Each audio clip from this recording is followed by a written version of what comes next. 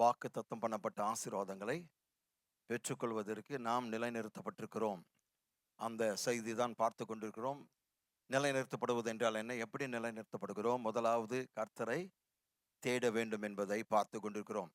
இது மிக முக்கியமான ஒரு காரியமாய் இருந்தபடினால், நான் நினைத்ததை பார்க்கலும் தேவன் அதிகமாய் இந்த சத்தியத்தை ஒரு சபையாக நமக்கு, நான் நினைத்தது 3 வாரங்கள் மட்டும் அதை பேசலாம் என்று. ஆனால் கர்த்தர் அதை வேறு விதமாய் நமக்கு வெளிப்படுத்தியிருக்கிறார். அநேக வெளிப்பாடுகள், அநேக சத்தியங்கள் நமக்கு தேவன் வெளிப்படுத்தியிருக்கிறார். ஆமென். கர்த்தரை தேடுவதென்றால் என்ன என்பதை முதலாவது பார்த்தோம். 2வது, கர்த்தரை ஏன் தேட வேண்டும் என்று தான் பார்த்து கொண்டிருக்கிறோம். அதுல பல காரியங்களை பார்த்திருக்கிறோம். கர்த்தரை நாம் ஏன் தேட வேண்டும்? முதலாவது காரணம், அவர் நம்முடைய சிருஷ்டிகராய் இருக்கிறபடினால் நாம் அவரை தேடுகிறோம். தேவன் நம்முடைய சிருஷ்டிகராய் இருப்பதால் அவரை தேடுகிறோம். சிருஷ்டிகரை பற்றி அநேக காரியங்கள், சிருஷ்டிப்பை பற்றி அநேக காரியங்களை போதித்தேன். சிருஷ்டிப்பினுடைய தனித்தன்மைகள் 4 காரியங்களை போதித்தேன். அதன் பின்பு 2வது காரியம், நாம் ஏன் கர்த்தரை தேட வேண்டும்? ஏனென்றால் தேவனை தேடுவதே நாம் உண்டாக்கப்பட்ட வாழ்க்கை திறக்கும் திறவுகோலாய் இருக்கிறது. அதை நாம் புரிந்து கொள்ள வேண்டும். Seeking God is the key that unlocks the life that you were created for. தேவனை தேடுவதே, இதெல்லாம் ஏற்கனவே சொல்லிட்டேன், வெறும் இப்போ உங்க மெமரியை பிரஷ் அப் பண்றேன். தேவனை தேடுவதே நீங்கள் உண்டாக்கப்பட்ட வாழ்க்கையை திறக்கும் திறவுகோல். அப்போ நாம் யோசிக்க வேண்டிய காரியம், நமக்காக தேவன் என்ன வாழ்க்கையை வடிவமைத்திருக்கிறார்? முதலாவது நான் சொன்னேன், நாம் ஆளுகை செய்யும்படியாக வடிவமைக்கப்பட்டிருக்கிறோம். அப்போ தேவன் நம்மை உண்டாக்கின நேரத்தில், அதாவது அவர் தீர்மானித்த நேரத்தில், ஆதியாகமம் 1:26, நம்முடைய சாயலின் படியாகவும் நம்முடைய ரூபத்தின் படியாகவும் மனுஷனை உண்டாக்குவோமாக என்று அவர் சொன்ன மாத்திரத்தில் அவர்கள் எல்லாவற்றின் மீது ஆளக்கடவர்கள். அப்போ சிருஷ்டிப்பு, அதாவது நம்முடைய சிருஷ்டிப்பினுடைய முதன்மையான காரியம் இந்த உலகத்துல ஆளுகை செய்வதற்கு. அந்த பிரமாணம் இன்றைய வரைக்கும் மாற்றப்படவில்லை, இனியும் மாற்றப்படாது. தேவனால் பிறக்கிற யாவரும் இந்த உலகத்தின் மீது, உலகத்தின் காரியங்கள் மீது நீங்கள் ஆளுகை செய்ய வேண்டும். வேதம் தெளிவாக சொல்கிறது, நாம் மற்ற மக்களை ஆளுகை செய்வது கிடையாது. இந்த உலகத்தில் இருக்கிற, நம்முடைய உலகத்தில் இருக்கிற காரியங்கள் மீது, சூழ்நிலைகள் மீது நாம் என்ன செய்கிறோம்? ஆளுகை செய்கிறோம். நாம் என்ன நினைக்கிறோம்னா, மக்கள் மீது ஆளுகை செய்வதற்காக தேவன் நம்மை அழைக்கல, மற்ற காரியங்கள் மீது நம்மை ஆளுகை செய்யும்படியாக அழைத்திருக்கிறார், சிருஷ்டித்திருக்கிறார். ஆமென். அப்போ நாம் பார்த்த காரியங்கள், இந்த ஆளுகையின் வாழ்க்கையை பற்றி சிறப்பம்சங்களை நாம் பார்க்க ஆரம்பித்தோம். முதலாவது நான் சொன்ன காரியம், ஆளுகையில் நடப்பதை பற்றிய வெளிப்படையான சத்தியம். The plain truth about walking in dominion. ஆளுகையில் நடப்பதில் வெளிப்படையான ஒரு சத்தியத்தை பற்றி நாம் பேசினோம். அதன் பிறகு 2வதாக, ஆளுகையில் நடப்பதற்கான கோட்பாடுகள், விதிமுறைகள்.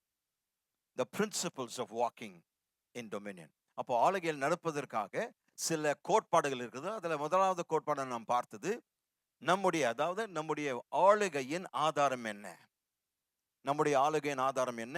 கர்த்தராகிய இயேசு கிறிஸ்து.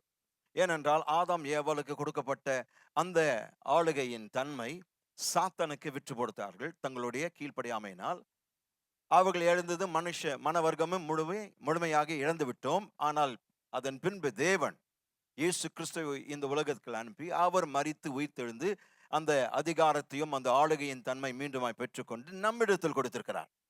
அப்ப சபை விசுவாசிகளாக நாம் ஆளுகை செய்வதற்கான ஆளுகை பெற்றிருக்கிறோம். ஆளுகையின் அதிகாரத்தையும் ஆளுகையின் அபிஷேகத்தையும் பெற்றிருக்கிறோம். அப்போ நீங்களும் நானும் ஒவ்வொரு நாளும் எல்லாவற்றின் மீது நாம் ஆளுகை செய்ய வேண்டும். ஆனால் ஆளுகை செய்வதற்கு நமக்கு ஆயுதங்கள் கொடுக்கப்பட வேண்டும். தேவன் அதை கொடுத்திருக்கிறார், வல்லமை வாய்ந்த ஆயுதங்கள் கொடுத்திருக்கிறார். அதில் முதலாவது காரியத்தை நாம் பார்த்தோம், ஜெபம் என்றும் ஆயுதம். ஜெபம் என்னும் ஆயுதம். ஜெபத்தை பற்றி அதிகமாய் பேசினோம். இன்றைக்கு 2வது காரியத்தை பார்க்க போகிறோம். 2வது ஆயுதம்,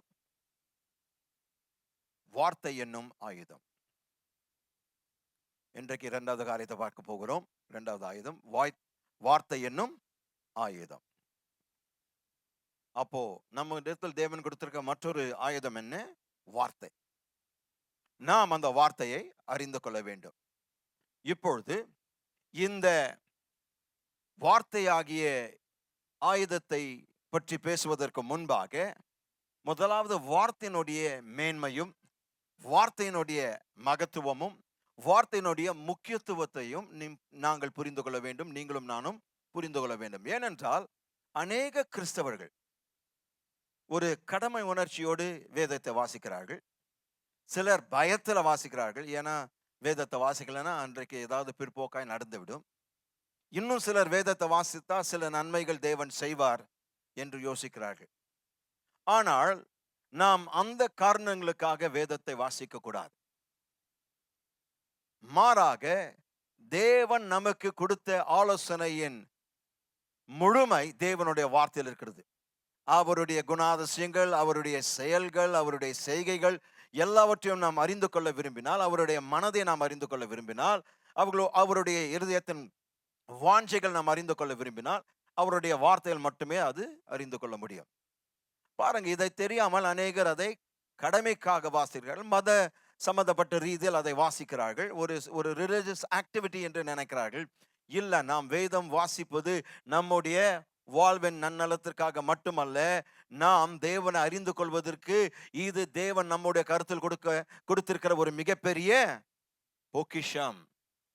அப்போ தேவனுடைய வார்த்தையின் முக்கியத்துவத்தையும் மகத்துவத்தையும் நாம் புரிந்து கொண்டால்தான் அதை அதிகமாய் வாசிப்போம், படிப்போம், தியானிப்போம், அறிக்கை செய்வோம். ஆமென். அப்போ இந்த சபை எப்படிப்பட்ட சபையா இருக்கிறது? வார்த்தையின் சபை. நான் சென்னையில் இருந்த போது என்னுடைய தலைமை போதகர், என்னுடைய ஆவிக்குரிய தகப்பன் பாஸ்டர் சாம்பி சொல்லுதலை எனக்கு போதித்த காரியம் வார்த்தை தான் வாழ்க்கை. அங்க நான் 7 ஆண்டுகளாக இருந்தேன். அந்த 7 ஆண்டுகளாக அவர் எனக்கு போதித்தது, ஒவ்வொரு வாரமும் அவருடைய வீட்டுக்கு நான் செல்லும் போது அவர் எனக்கு மீண்டும் மீண்டுமாய் போதித்த ஒரு காரியம், வார்த்தைக்கு முக்கியத்துவம் கொடு, வார்த்தை உன்னுடைய சுவாசமாய் மாறட்டும் என்று சொன்னார். நான் அதை உறுதியாக ஒரு ஆணையாக எடுத்துக்கொண்டு அந்த நாள் முதற்கொண்டு இந்த நாள் வரைக்கும் வார்த்தை என்னுடைய சுவாச காற்றாக நான் மதிக்கிறேன், கருதுகிறேன். அதை போலவே இந்த திருச்சபையும் நான் வளர்த்துக் கொண்டிருக்கிறேன். நீங்கள் அனைவரும் வார்த்தையின் மக்களாய் தான் இருக்க வேண்டும். மற்ற எந்த ஒரு காரியம் முக்கியமல்ல, அதெல்லாம் தேவன் செய்வார். ஆனால் நாம் வார்த்தையின் சபை. ஆமென். நீங்கள் வார்த்தையின் குடும்பம், நீங்கள் வார்த்தையின் கிறிஸ்தவர். ஆமென். நீங்கள் வார்த்தையின் விசுவாசி. நீங்கள் வார்த்தை சிந்திப்பீர்கள், வார்த்தையை பேசுகிறீர்கள், வார்த்தையை தியானிக்கிறீர்கள், வார்த்தையை செயல்படுகிறீர்கள். எல்லாமே வார்த்தை தான். உங்களுடைய எல்லா செயல்களுக்கு அடிப்படை காரணம் வார்த்தையாக இருக்க வேண்டும்.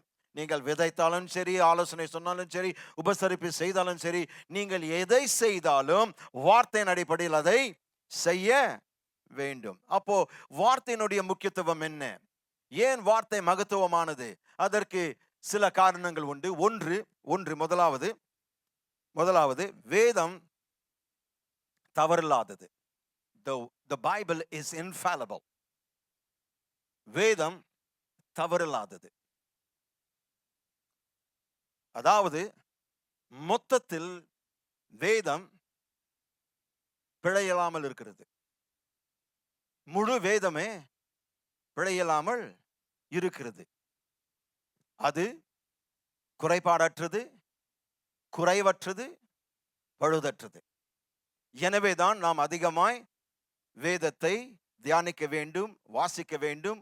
அதை இரவும் பகலுமாய் நம்முடைய உணவாக உட்கொள்ள வேண்டும்.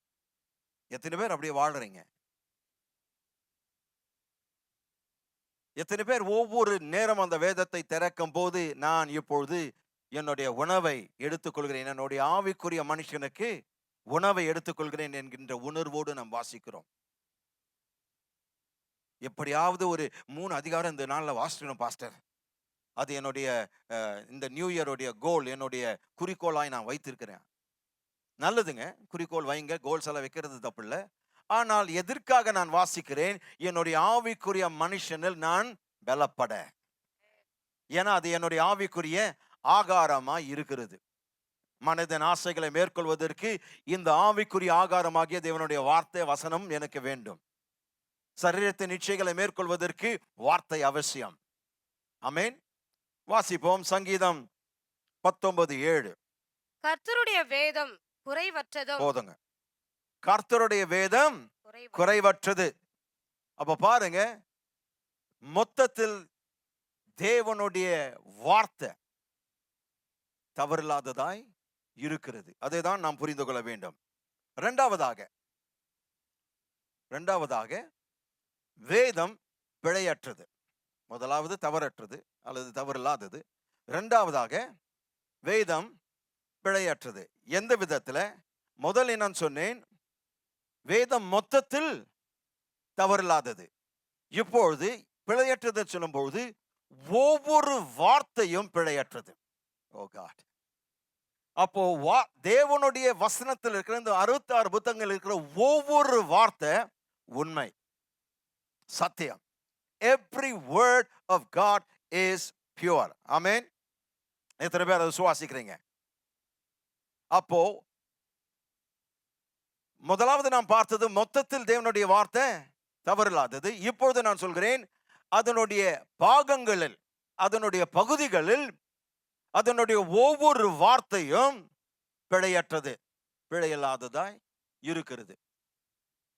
நீதிமொழிகள் 30ஆம் அதிகாரம் 5 வசனத்தினுடைய முற்பகுதி. நீதிமொழிகள் 30ஆம் அதிகாரம் 5 வசனத்தினுடைய முற்பகுதி. தேவனுடைய வசனம் எல்லாம் புடமிடப்பட்டவைகள். தேவனுடைய வசனம் எல்லாம் புடமிடப்பட்டவைகள், அதாவது தூய்மையாக்கப்பட்டவைகள். தேவனுடைய வார்த்தை தூய்மையானது. ஆங்கிலத்தில் every word is pure because refining is for purity.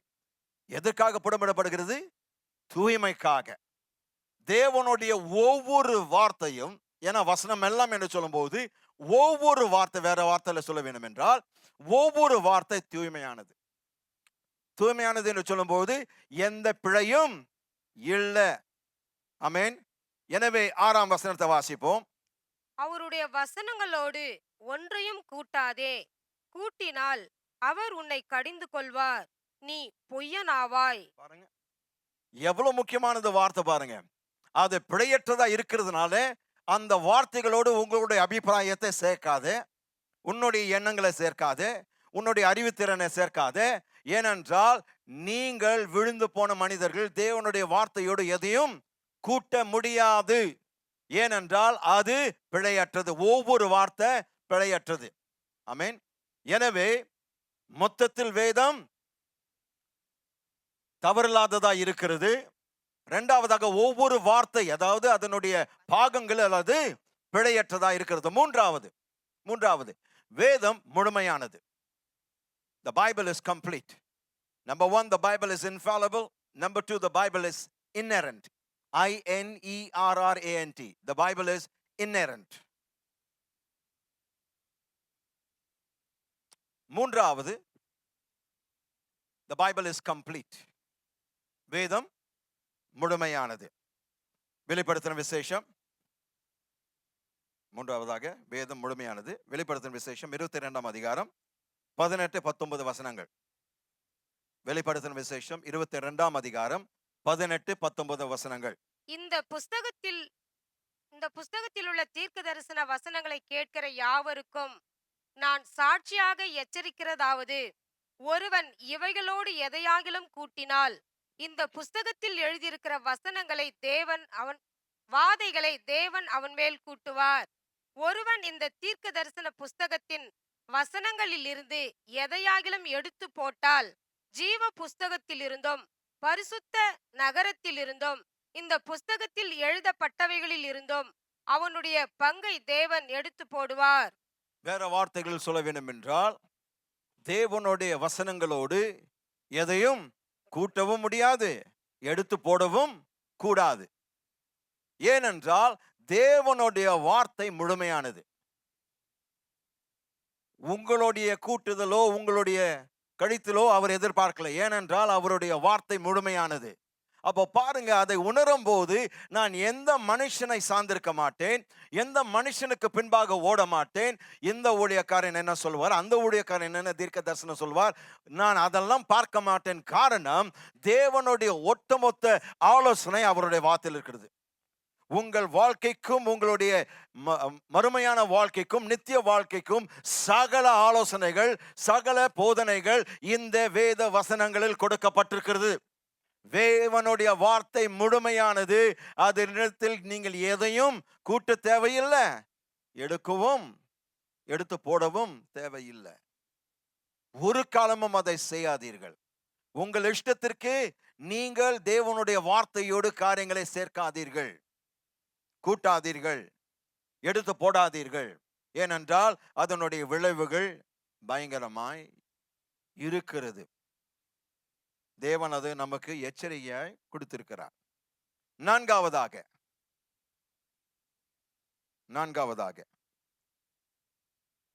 வேதம் அதிகாரப்பூர்வமானது.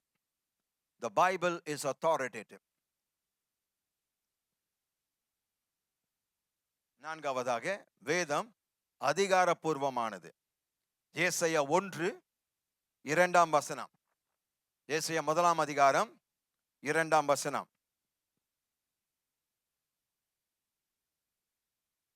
வானங்களே கேளுங்கள், பூமியே செவிகொடு, கர்த்தர் பேசுகிறார். ஹalleluya. வார்த்தையின் அதிகாரம் என்னங்க? கர்த்தர் பேசுகிறார். மனுஷன் அல்ல, தேவ தூதர்கள் அல்ல, மிகாவேல் அல்ல, காப்ரியேலும் அல்ல, தேவன் கர்த்தர் பேசுகிறார். கர்த்தர் என்று சொல்லும் போது யாவே, யெகோவா தேவன் பேசுகிறார். ஆமென். அப்போ வாசிங்க மீண்டும் இந்த வசனத்தை. வானங்களே வானங்களே கேளுங்கள், கேளுங்களா, பூமியே பூமியே செவிகொடு, செவிகொடு, கர்த்தர் பேசுகிறார். கர்த்தர் பேசுகிறார். கர்த்தர் பேசுகிறபடியால் வானமும் பூமியும் செவி கொடுக்க வேண்டும், கேட்க வேண்டும்.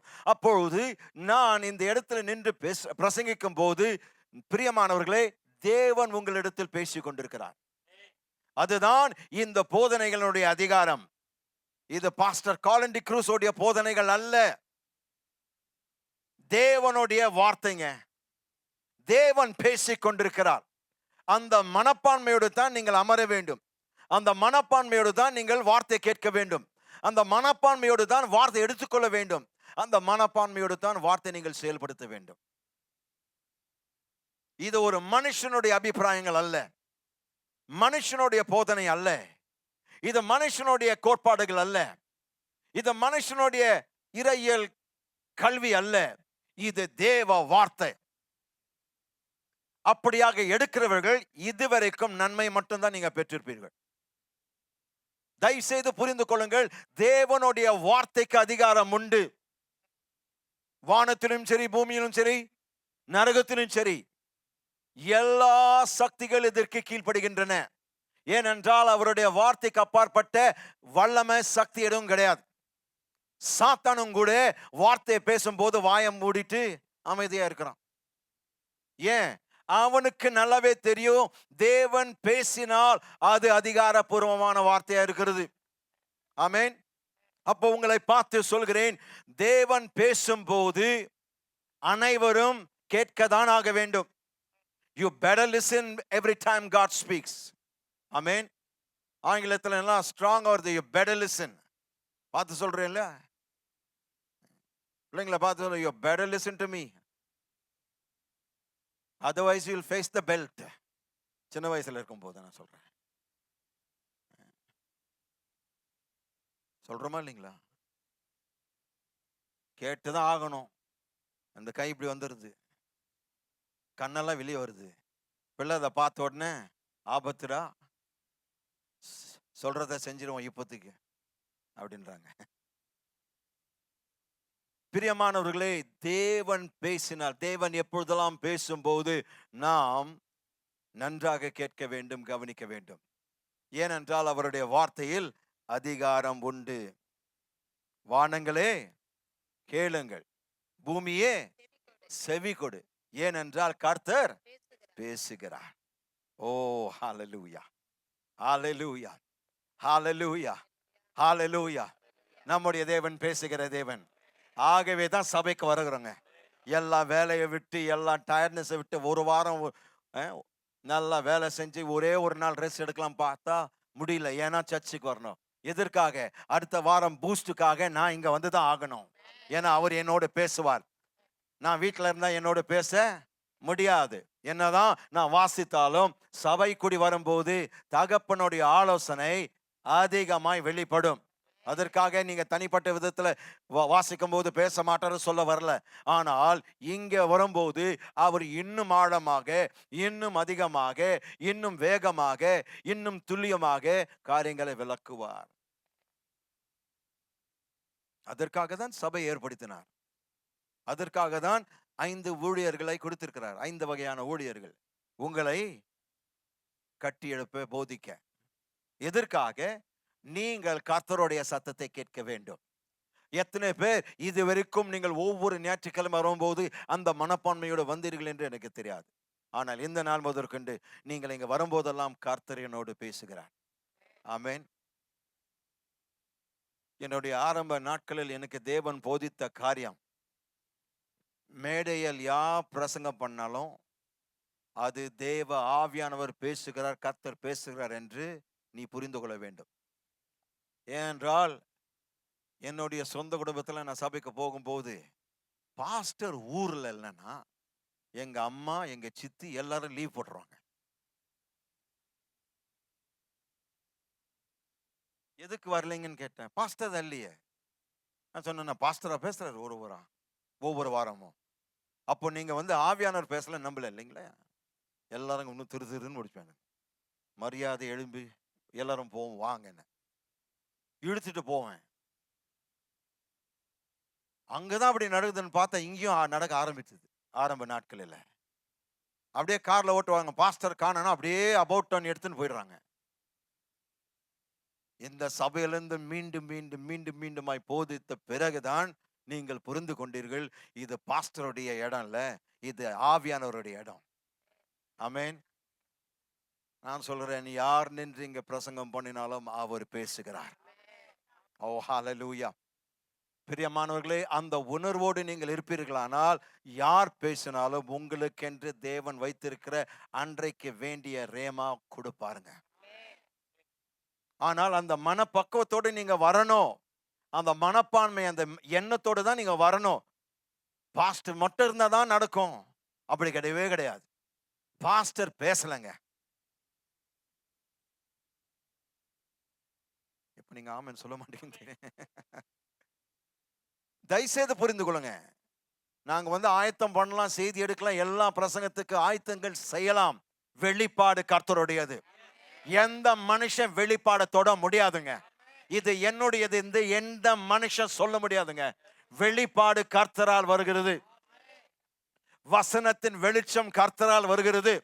வசனத்தின் போதனைகள் கர்த்தரால் வருகிறது. கர்த்தரை சார்ந்து வாழ்கிற ஊழியர்கள் அதை தான் வலியுறுத்துவார்கள். இந்த சபையில் பல தடவை அதை சொல்லியிருக்கிறேன். இன்றைக்கு இந்த செய்தி கொடுக்குவதன் மூலமாக நீங்கள் தயவு செய்து புரிந்து கொள்ளுங்கள், தேவனுடைய வார்த்தை அதிகாரப்பூர்வமானது. காரணம், அவர் பேசுகிறார். வானங்களும் பூமியும் கேட்கும் போது நாம் கேட்க வேண்டாமா? அவருடைய பிள்ளைகளாய் இருக்கிற நாம் அதிகமாய் கேட்க வேண்டும். ஆமென். எனவே அதை புரிந்து கொள்ளுங்க. நான்காவதாக, மன்னிக்கவும், ஐந்தாவதாக வேதம் போதுமானது. முதலாவது தவறில்லாதது, மொத்தத்தில் தவறில்லாதது. அதனுடைய பாகங்கள் அல்லது பிழையற்றது. மூன்றாவது முழுமையானது. நான்காவது வேதம் அதிகாரப்பூர்வமானது. ஐந்தாவதாக வேதம் போதுமானது. The Bible is sufficient. 2 தீமோத்தேயு வாசிக்க வேண்டாம். 2 தீமோத்தேயு 3ஆம் அதிகாரம் 15ஆம் வசனத்துல உன்னை ரட்சிப்புக்கேற்ற ஞானம் உணவனாக்கத்தக்க போதுமானதா இருக்கிறது. உங்களை ரட்சிக்கும்படி அது போதுமானதா இருக்கிறது. எது? தேவனுடைய வார்த்தை. 16ஆம் வசனத்துல தேவனுடைய மனுஷன் தேறினவனாகவும் எந்த நற்கிரியும் செய்ய தகுதியுள்ளவனாகவும் இருக்கும்படியாக பிரயோஜனமுள்ளவைகளாய் இருக்கிறது. எது? தேவனுடைய வார்த்தை. அப்போ பாருங்க, நம்மை தேர்ந்தவர்களாக்கவும் நம்மை பரிபூர்ணப்படுத்தவும் தேவனுடைய வார்த்தைகளுக்கு, தேவனுடைய வசனங்களுக்கு, வேதத்தில் இருக்கிற எல்லா வார்த்தைகளும் பிரயோஜனம் உள்ளவைகள். ஆகவேதான் இரவும் பகலுமாய் இதை தியானிக்கிறவர்களாய் நாம் மாற வேண்டும். இதை நீங்கள் அதிகமாய் தியானித்தால் தேவன் பேசுகின்ற காரியங்களில் நீங்கள் தேறினவர்களாய் இருப்பீர்கள். அல்லேலூயா. வேதத்தில் தேறினவர்களாக நாம் மாறணுங்க. அதுதான் தேவன் விரும்புகிறார். உங்களை குறித்து கேள்வி கேட்கும் போது நீங்கள் அதற்கு பதில் சொல்லக்கூடிய நிலையில் இருக்க வேண்டும். விசுவாசத்துல, அதாவது முதிர்ந்த விசுவாசிகளாய் நாம் மாற வேண்டும். இருக்கிறீங்களா? நாம் இந்த ஊழியத்துல பல பணிவிடைகள் செய்து கொண்டிருக்கிறார்கள். சென்ற வாரத்தில் கூட வாலண்டியர்ஸை நான் பார்த்து பேசின காரியம், நீங்கள் எதை செய்தாலும் உங்களுடைய கவனம் வார்த்தையின் மீது இருக்க வேண்டும். நீங்கள் வார்த்தைக்கு செவி கொடுக்காவிட்டால் தயவு செய்து எந்த ஊழியமும் செய்யாதுன்னு தைரியமா சொன்னேன். எதற்காக சொல்கிறேன்? ஏனென்றால் அவர்களுடைய வேலை வாங்குவதற்கு நான் இங்க வரல. அவர்கள் வேலை கர்த்தருக்கென்று செய்யும் போது அது அவர்களுடைய ஊழியம். ஆனால் அதே வேளையில் அவர்கள் செய்து கொண்டிருக்கிற காரியத்தில் அவர்கள் செய்யும் போது வார்த்தையை கேட்டுக்கொண்டே இருக்க வேண்டும். கைகள் செயல்படலாம், மனசு செயல்படலாம், ஆனால் வார்த்தையும் அவர்கள் அதே சமயத்தில் கேட்டுக்கொண்டிருக்க வேண்டும். அது என் மேல் தேவன் கொடுத்த பொறுப்பு. பிரியமானவர்களே,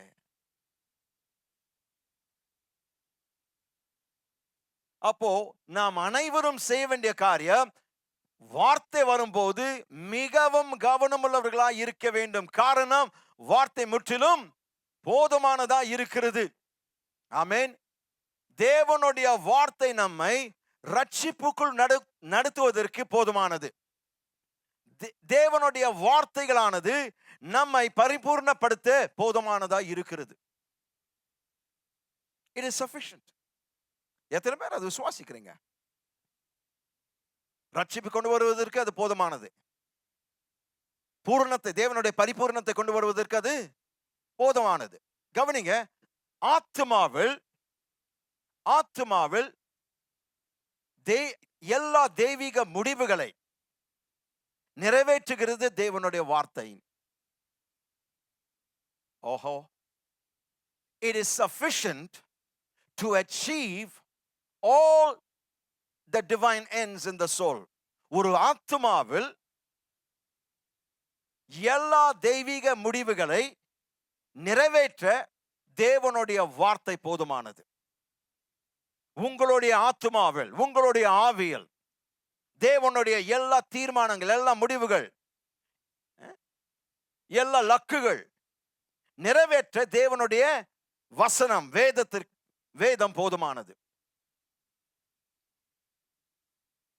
தம்முடைய மக்களுக்குள் தேவனுடைய எல்லா நோக்கங்களை நிறைவேற்ற தேவனுடைய வார்த்தை போதுமானது. தம்முடைய மக்களுக்குள் தேவனுடைய ஆவிக்குரிய எல்லா நோக்கங்கள்,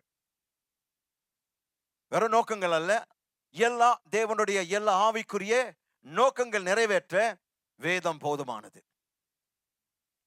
அப்போ நான் நோக்கத்தை அறிந்து கொள்ள விரும்பினால் நான் ஒரு ஊழியரிடத்தில் போய் கேட்க முடியாது, ஒரு தீர்க்கதரிசியின் இடத்தில் நான் போய் கேட்க முடியாது. மாறாக வேதத்தை நான் அறிந்து கொள்ள விரும்பினால், என் நோக்கத்தை புரிந்து கொள்ள விரும்பினால் நான் வேதத்தின் இடத்தில் போக வேண்டும்.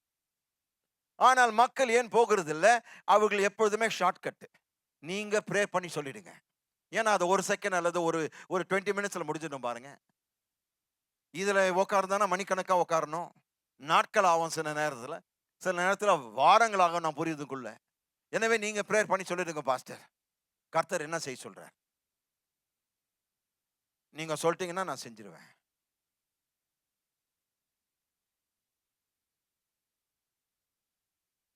ஆசீர்வாதங்களுக்கு ஷார்ட்கட் ஒன்றுமே கிடையாது. தேவனை பொறுத்த வரைக்கும் அவரிடத்தில் வரும்போது ஷார்ட்கட்டே கிடையாதுங்க. இருக்கிறது ஒரு வழிதான், நானே வழின்னு சொல்லிட்டார். அது ஷார்ட்கட்டே கிடையாதுங்க. இருக்கிறீங்களா? போயிட்டீங்களா? தேவனுடைய வார்த்தை அவருடைய நோக்கங்கள் நமக்குள் நிறைவேற்ற போதுமானதா இருக்கிறது. எனவேதான் நான் அதற்காக வாழ்ந்து கொண்டிருக்கிறேன், அதற்காக இயங்குகிறேன். கிடைக்கிற நேரமெல்லாம் என்ன செய்கிறேன்? வேதத்தின் இடத்தில் போகிறேன். ஏன்னா என்னை பொறுத்த வரைக்கும் என்னுடைய வாழ்க்கையே வார்த்தை, என்னுடைய சுவாசம் வார்த்தை, என்னுடைய இரத்த ஓட்டம் வார்த்தை, என்னுடைய நாடி துடிப்பு வார்த்தை. எத்தனை பேர் அதை சுவாசிக்கிறீங்க? எனவே வேதம் மொத்தத்தில் தவறில்லாதது, தன்னுடைய பாகங்களில் பிழையற்றது, மூன்றாவது முழுமையானது, நான்காவது அதிகாரமானது, ஐந்தாவது போதுமானது, ஆறாவது காரியம் வேதம் பயனுள்ளது. The Bible is effective. வேதம் பயனுள்ளது அல்லது பலனுள்ளது. The Bible is effective. வேதம் பயனுள்ளது. வேதம் அல்லது வார்த்தை பேசும்போது காரியங்கள் நடக்கின்றன. Oh God. Oh Jesus. எனவேதான் இதை புரிந்து கொள்ளாமல் அதை ஒரு ஆயுதமாக பயன்படுத்தவே முடியாது. முதலாவது வேதத்தினுடைய மகத்துவத்தை நீங்கள் புரிந்து கொள்ள வேண்டும். இருக்கிறீங்களா? வார்த்தைக்கு முக்கியத்துவம் கொடுக்கிறவர்கள் நிச்சயமா அதனுடைய பலனை இந்த உலக வாழ்க்கையில் அனுபவிப்பார்கள். 100%. வார்த்தை எப்பொழுதெல்லாம் பேசுகிறதோ காரியங்கள் நடக்கின்றன. ஆதியாகமம் 1 அதிகாரம் 2 வசனம். ஆதியாகமம் 1:2. பூமியானது ஒழுங்கின்மையும் வெறுமையுமாய் இருந்தது, ஆழத்தின் மேல் இருள் இருந்தது, தேவ ஆவியானவர் ஜலத்தின் மேல் அசைவாடி கொண்டிருந்தார். பூமி எப்படிப்பட்டதா இருந்ததுங்க? ஒழுங்கின்மை ஒழுங்கின்மையும் வெறுமையும் இருந்தது, ஆழத்தின் மேல் இருள் இருந்தது. 3 காரியங்கள்: ஒழுங்கின்மை, வெறுமை, இருள். ஆழத்தின் மேல் இருள், ஜலத்தின் மேல் ஆவியானவர். ஆழத்தின் மேல் இருள், ஜலத்தின் மேல், ஆழத்தின் மேல், ஜலத்தின் மேல் ஆவியானவர் என்ன செய்திருந்தாருங்க? இருள் இருக்கிறது, ஆவியானவர் அசைவாடி கொண்டிருக்கிறார். Darkness is there, but the Spirit is moving. Goodness me. இருள் இருக்கத்தான் செய்யும் இந்த உலகத்துல, மனுஷன் பாவத்தில் விழுந்த பிறகு. ஆனால் தேவ ஆவியானவர் நம் மீது அசைவாடும் போது இருள் நீங்க போகிறதுன்னு அர்த்தம். ஆமென். பரிசுத்த ஆவியானவர் ஜலத்தின் மேல் அசைவாடி கொண்டிருந்தார். எதற்காக அசைவாடி கொண்டிருந்தார்? 3 வசனம். தேவன் வெளிச்சம் உண்டாக கடவது என்றார், வெளிச்சம் உண்டாயிற்று. Glory to God. Hallelujah. எதற்காக அவர் அங்கே அசைவாடி கொண்டிருந்தார்? வார்த்தைக்காக காத்து கொண்டு அசைவாடி கொண்டிருந்தார். ஏனென்றால் வார்த்தை வராவிட்டால் ஆவியானவர் சிருஷ்டிப்பின் அற்புதங்களை செய்ய முடியாது, சிருஷ்டிப்பின் கிரியைகளை நடப்பிக்க முடியாது. வார்த்தை, பேசப்பட்ட வார்த்தைக்காய் காத்திருந்தார். ஏனென்றால் தேவன் பேசாவிட்டால் காரியங்கள் நடைபெறாது. இருக்கிறீங்களா? அப்போ வார்த்தை, பேசுகின்ற வார்த்தையினுடைய முக்கியத்துவத்தை நீங்கள் புரிந்து கொள்ள வேண்டும். வார்த்தை பேசாவிட்டால் உங்களுக்கு ஒன்றும் நடக்காது. நீங்க பைபிளை உங்களுடைய தலகாணிக்கு கீழே வைக்கலாம், நீங்க பாக்கெட்ல இந்த நியூ டெஸ்டமென்ட் எடுத்துட்டு போகலாம், உங்களுடைய ஆபீஸ் பேக்ல அதை வைக்கலாம், டேபிள் மேல நீங்க உங்களுடைய ஆபீஸ் டேபிள் மேல வசனமா நீங்க பல வசனங்களை வைத்திருக்கலாம். அதெல்லாம் ஒன்னும் செய்யாது உங்களுக்கு, நீங்கள் பேசுகிற வரைக்கும். ஆண்டவராகிய இயேசு கிறிஸ்து யோவான் 6:63 என்ன சொல்கிறார்? நான் பேசின வார்த்தைகள் உங்களுக்கு ஜீவனும் ஆவியாயும் இருக்கிறது. நான் பேசின வார்த்தைகள் உமக்கு, நாம் பேசுகின்ற வார்த்தைகள் ஆவியாயும் ஜீவனாயும் இருக்கிறது. அவர் பேசினால் ஒழிய அதனுடைய சிருஷ்டிப்பின் தன்மை நாம் பார்க்கவே முடியாது. அப்ப 3 வசனத்துல தேவன் என்ன சொல்கிறார்? வெளிச்சம் உண்டாக கடவுது. அடுத்ததுங்க, வெளிச்சம் உண்டாயிற்று. வெளிச்சம் உண்டாயிற்று. நான் என்ன சொன்னேன்? வசனத்தினுடைய பயன் என்ன? பலன் என்ன? தேவன் பேசும்போது காரியங்கள் நடக்கிறது.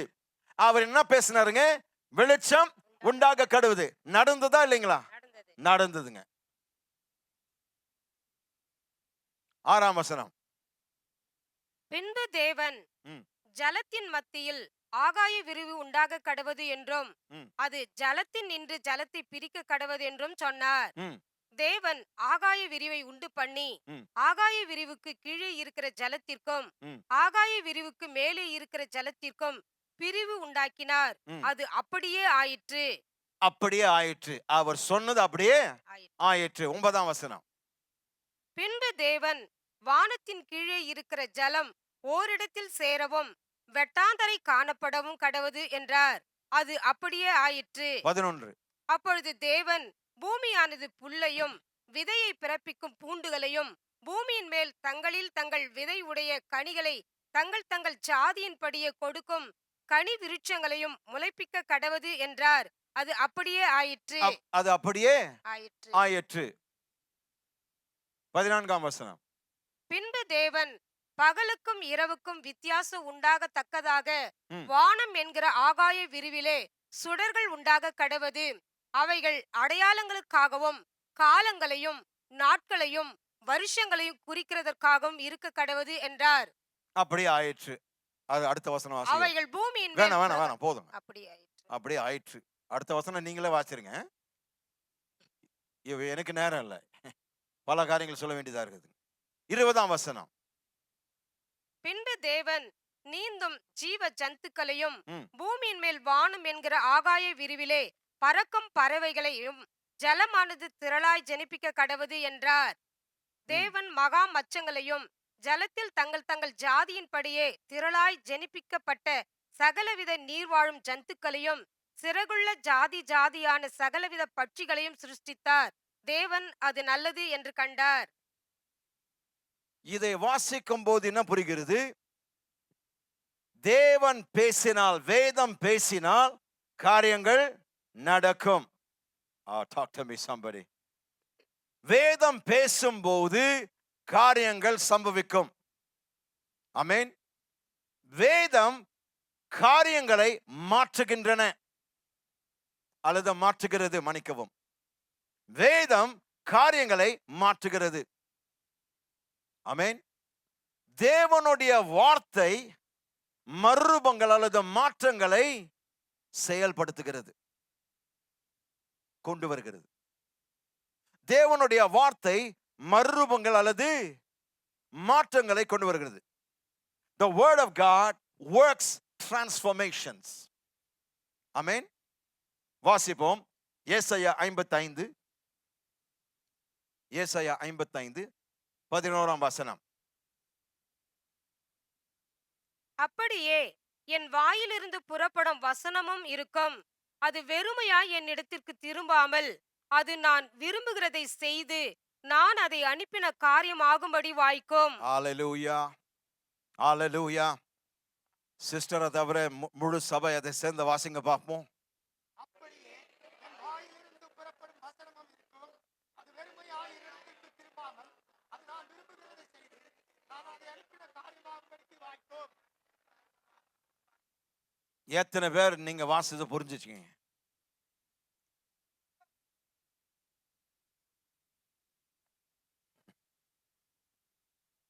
இப்பொழுது அந்த வசனத்தை பார்க்கும்போது அப்படியே என் வாயிலிருந்து புறப்படும் வசனம். அப்போ நான் உங்களை பார்த்து கேட்கிறேன், இன்றைக்கு தேவன் வசனத்தை வாசிக்கிறாரா? இன்றைக்கு தேவன் வசனத்தை பேசுறாரா? சொல்லுங்க.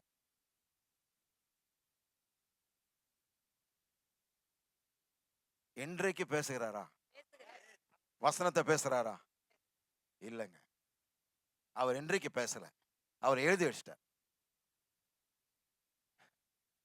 அப்ப கவனிங்க, மிக மிக முக்கிய பாயிண்ட்டுங்க. அப்படியே என் வாயிலிருந்து புறப்படும் வசனமும் இருக்கும். அது வெறுமையா என்னிடத்திற்கு திரும்பாமல் அது நான் விரும்புகிறதை செய்து நான் அனுப்பின வா. காரியமாகும்படி அது வாய்க்கும்.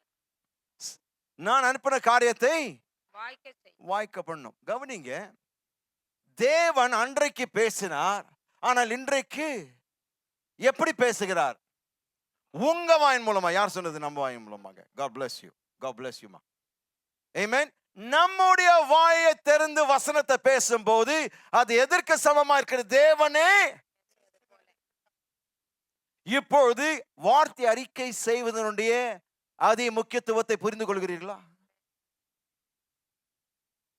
வார்த்தையே பேசாம நம்ம பிரச்சனையே பேசினுக்கிறோம். அதுதான் இது இன்னைக்கு வரைக்கும் தோல்வி இருக்குது. கொஞ்ச நேரம் வசனத்தை பேசுவோம், சூறாவளி கொஞ்சம் ஸ்ட்ராங் ஆயிடுச்சுன்னா, தெரியல பிரதர், எங்க போச்சு தெரியல பிரதர், பைபிள்ல இருக்குங்க. காரியங்கள் நடக்கிற வரைக்கும் வேற எதுவும் பேசவே கூடாது. பேசினால் நீங்க பேசினதை நீங்களே கேன்சல் பண்றீங்கன்னு அர்த்தம். இருக்கிறீங்களா? விசுவாசத்தில் தேவனுடைய வார்த்தை எடுத்து நீங்க வாயினால் பேசும்போது, நான் சொல்கிறேன், கர்த்தர் அன்றைக்கு சொன்ன வார்த்தை இன்றைக்கு சம்பவிக்கும். என்ன வசனங்க? நீங்க எல்லாரும் சேர்ந்து அந்த 11ஆம் வசனத்தை மீண்டுமாய் வாசிங்க, மெதுவா வாசிங்க பார்ப்போம். அப்படியே என் வாயிலிருந்து புறப்படும் வசனமும் இருக்கும், அது வெறுமையா என்னிடத்துக்கு திரும்பாமல் நான் வேற வார்த்தைகளில் சொல்ல வேண்டும் என்றால், நீங்கள் ஒவ்வொரு முறை வார்த்தை ஒரு நாளில் பேசும்போது தேவன் சொல்கிறார், என் வாயிலிருந்து அது புறப்பட்டு போயிருக்கிறது, அது என்னிடத்தில் வெறுமையாய் திரும்பாது. ஒருவேளை இன்றைக்கு நீங்க 100 வசனங்கள் பேசுறேன்னு நினைச்சீங்களேன், அந்த 100 வசனத்தினுடைய காரியங்கள் தேவனிடத்தில் வெறுமையாய் திரும்பாது. ஆனால் அவர் எதற்காக அதை அனுப்பினாரோ என்ன செய்யுதுங்க? அந்த காரியத்தை வாய்க்க பண்ணுகிறது. Are you there, church? ஒவ்வொரு முறை நீங்கள் வார்த்தை பேசும்போது அது தேவனுடைய வாயிலிருந்து புறப்பட்டு வந்திருக்கிறது, அது காரியங்களை நிறைவேற்றும். ஏனென்றால் ஆதியாகமத்திலிருந்து நாம் பார்க்கின்ற காரியம், எப்பொழுதெல்லாம் தேவன் ஒன்றை பேசினாரோ அந்த காரியம் சம்பவித்தது, நடந்தது. அதுதான் வார்த்தையினுடைய பலன் அல்லது பயன். The effectiveness of the word of God is that when you speak it, it will happen. But you got to speak it in faith and stay on what you spoke. இதை பேசிவிட்டு அதுக்கப்புறம் சூழ்நிலை பேசக்கூடாது, சூழ்நிலை விட்டு வார்த்தை பேசக்கூடாது. ஒரே ஒரு காரியத்தை செய்யணும். ஒழுங்கின்மை பார்க்கும் போது அவர் பார்த்துட்டு, ஐயோ இது என்ன ஆயிடுச்சு, நான் நல்லா தான் உண்டாக்குனேன், 1ஆம் வசனத்தை நல்லா தான் எல்லாம் நலமா இருந்தது, இது எப்படி ஆயிடுச்சுன்னு கேள்வி கேட்கல. வெளிச்சம் உண்டாக கடவுது என்றார், வெளிச்சம் உண்டாயிற்று. இருக்கிறீங்களா? அவர் வேற எதுவும் எதிர்பார்க்கல, சூழ்நிலையை பார்க்கல, தாம் விரும்பியதை பேசினார். தாம் விரும்பியதை பேசும்போது அது நடக்கும் என்று அவருக்கு தெரியும். அதே போலவே நான் விரும்புறதை நான் பேசல, அவர் எனக்காய் விரும்புகிறதை நான் எடுத்து பேசும்போது என் வாழ்க்கையில் அது நடக்கும். ஏனென்றால் அவர் சொல்லியிருக்கிறார், அவரிடத்தில் அது வெறுமையாய் திரும்பாது. ஆமென். என்னதில் வெறுமையாய் திரும்பாமல் அது நான் விரும்புகிறதை செய்து. எத்தனை பேர் விசுவாசிக்கிறீங்க தேவன் உங்களுடைய சுகத்தை விரும்புகிறார் என்று? எத்தனை பேர் விசுவாசிக்கிறேன் தேவன் உங்களுடைய செழிப்பை விரும்புகிறார்? எத்தனை பேர் விசுவாசிக்கிறீங்க தேவன் உங்களுடைய சமாதானத்தை விரும்புகிறார், உங்களுடைய மகிழ்ச்சியை விரும்புகிறார், உங்களுடைய சந்தோஷத்தை விரும்புகிறார், உங்களுடைய குடும்பத்தை ஆசீர்வதிக்க அவர் விரும்புகிறார், உங்களுடைய கையின் பிரயாசங்களை ஆசீர்வதிக்க விரும்புகிறார், உங்களை வெற்றி சிறக்க பண்ண அவர் விரும்புகிறார் இல்லைங்களா?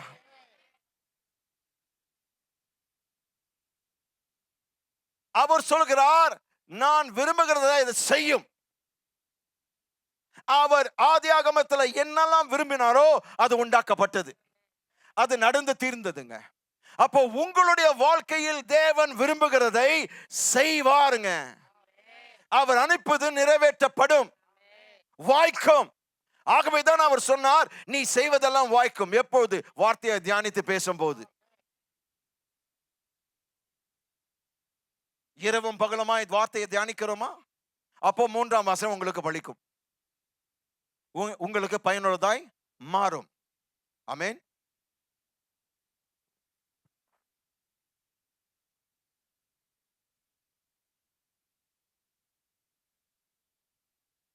The effectiveness of the word of God is 100%. தேவனுடைய வார்த்தையின் பயன் அல்லது பலன் 100% இருக்கிறது. எதற்கெல்லாம் அவர் அனுப்புகிறாரோ அதை நிறைவேற்றி தீரும். அதை எதிர்த்து நிற்க இந்த பூமியில வானத்திலும் சரி நரகத்திலும் சரி எந்த வல்லமை கிடையாது. அவருடைய வார்த்தை தடுத்து நிறுத்த எந்த சக்திக்கும் அதிகாரமும் இல்லை, வல்லமையும் கிடையாது. பிசாசனவன் நம்மை ஏமாற்றி நம்மை வசனம் பேச விடாம பிரச்சனையா பேச வைக்கிறான். கொஞ்ச நேரம் வசனம் பேசுவோம், நடக்கலைன்னா உடனே பிரச்சனை பேசிடுவோம். நீங்க சொன்ன மாதிரி பண்ண பாஸ்டர், ஃபீவர் வந்து 104 இருந்து 105 ஆயிடுச்சுங்க. ஆகட்டுமே, அதுவும் பார்க்கிறாரு அவரு. இதுக்கு மேல போயிடுச்சு, நான் மேல போயிடுவேன் பாஸ்டர் சொன்ன போவீங்க கண்டிப்பா.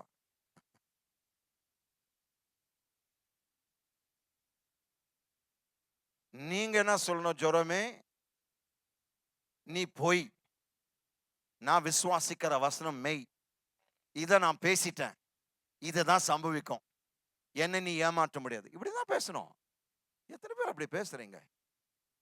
உங்க வாழ்க்கையின் சூழ்நிலையில் தேவன் விரும்புகிறதை அவர் செய்வாருங்க. ஆனா பேச வேண்டியது உங்களுடைய கடமை, எங்களுடைய கடமை. ஆமென். யோவான் 4ஆம் அதிகாரம். புதிய ஏற்பாட்டுல பழைய ஏற்பாட்டு காரியங்களை பார்த்தோம், புதிய ஏற்பாட்டுல பார்ப்போம். அநேக காரியங்கள் இருக்கிறது, ஆனால் இந்த ஒரு சம்பவம். யோவான் 4ஆம் அதிகாரம்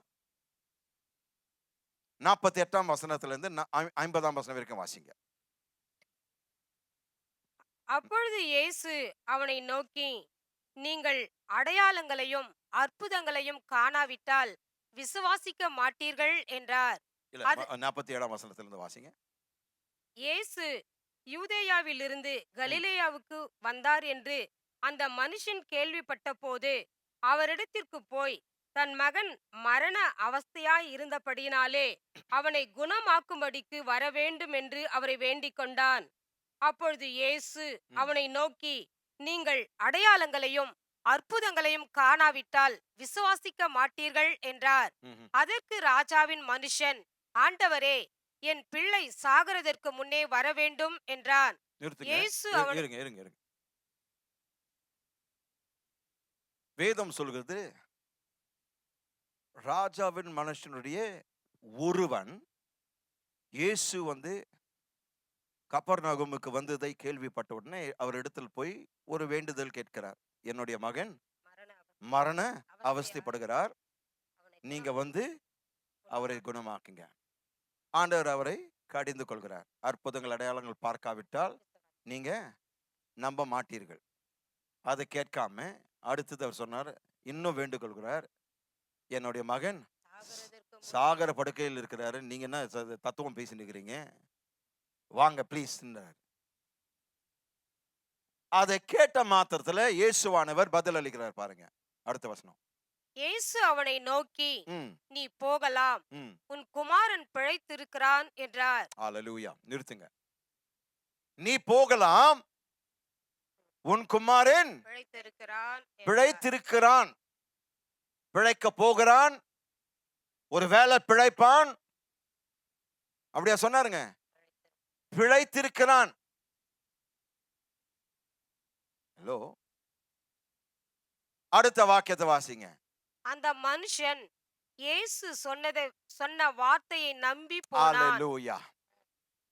அந்த மனுஷன் இயேசு சொன்ன இயேசு சொன்ன வார்த்தையை நம்பி போனான். சொல்ற வரைக்கும் விசுவாசம் வராதுங்க. இயேசு சொன்னதனால விசுவாசம் பிறந்தது. அந்த விசுவாசத்தோடு புறப்பட்டு போனார். அப்போ விசுவாசத்துக்கு செயலும் உண்டு. அப்ப பாருங்க, வார்த்தை பேசுவதனுடைய முக்கியத்துவம். விசுவாசம் வருகிறது. விசுவாசம் வந்த உடனே நீங்க விசுவாசத்தோடு சரி நிக்கிறது இல்ல, நீங்க அடுத்த கட்டத்துக்கு போறீங்க, உங்களுடைய விசுவாசத்தை செயல்படுத்துறீங்க. ஆமென். விசுவாசத்தை நீங்க செயல்படுத்துகிறீர்கள். கேட்டீங்க, நம்பினீங்க, புறப்பட்டு போறீங்க. இந்த மனுஷன் இயேசு சொன்னதை கேட்டான், கேட்டதை நம்பினான், நம்பினதை அவன் செயல்படுத்துகிறான், போறான். அவன் ஃபர்ஸ்ட் கேட்டதுன்னா நீங்க வந்து குணப்படுத்து. ஆண்டவர் சொன்ன நீ போ. அவர் சொன்னார் நீங்க வாங்க, இவர் சொல்றார் நீ போ. எப்படி இது பாருங்க. அவர் கெஞ்சுக்கிறார் வாங்கன்றாரு, இவர் சொல்றார் நீ போ.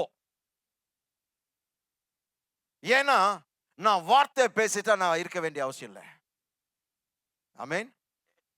ஓ ஹalleluya. வார்த்தையானவர் வார்த்தையை பேசும்போது அதற்கு எந்த விதிவிலக்கு கிடையாது. There are no exceptions when the word speaks the word. Or talk to me somebody. வார்த்தையானவர் வார்த்தையை பேசும்போது அதற்கு விதிவிலக்கு, no exceptions. அது நடந்துதான் தீரணும். நீ போகலாம், உன் மகன் பிழைத்திருக்கிறான் என்றார். உன் மகன் பிழைத்திருக்கிறான். பிழைத்திருக்கிறான். அடுத்த வசனம் வாசிங்க. அவன் போகையில் ம், அவனுடைய ஊழியக்காரர் ம். அவனுக்கு எதிர்கொண்டு வந்து ம். உம்முடைய குமாரன் பிழைத்திருக்கிறான் என்று அறிவித்தார்கள். ம். அப்பொழுது எந்த மணி நேரத்தில் அவனுக்கு குணம் உண்டாயிற்று என்று அவர்களிடத்தில் விசாரித்தான். நிறுத்துங்க. நீங்களும் நானும் அங்க இருந்திருந்தா நீங்க என்ன பண்ணிருப்பீங்க?